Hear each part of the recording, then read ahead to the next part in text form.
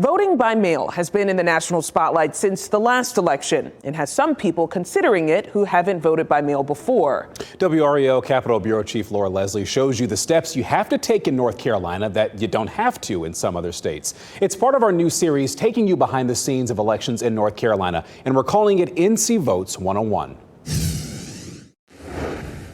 In some states like Washington and California, all voting is by mail, so they send out a ballot to every registered voter.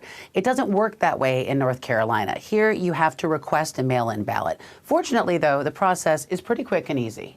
Any registered voter in North Carolina can vote by mail if they want to. But in years past, you had to fill out a paper request form, sign it in ink, and mail it in or deliver it to your county elections board. In 2020, it got much easier. There's now a centralized portal you can go to request a mail-in ballot online.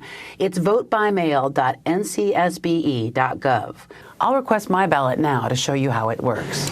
First, they check to see if you're a registered voter, using your name, birth date, and county.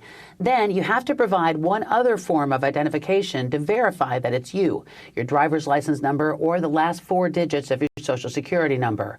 That's so no one else can request your ballot without your permission. Once you've done that, you go to the online application form. You choose the election you want the mail-in ballot for and fill out all the sections. Click Submit and your request is submitted. If you filled it out correctly, your ballot will be on its way to you via U.S. mail. It will have a tracking number so they know who and where they sent it to and where it is in the mail. You can also request a mail-in ballot for a near relative, your spouse, siblings, parents, or children or grandchildren, as long as they're registered voters. You'll need to fill out a separate request for each voter's ballot, and you'll need their date of birth and the information required to verify their identity. If you request a mail-in ballot and you decide you want to vote in person, you can change your mind, but you cannot vote by mail and in person. That's a crime. Laura Leslie, WRAL News, Raleigh.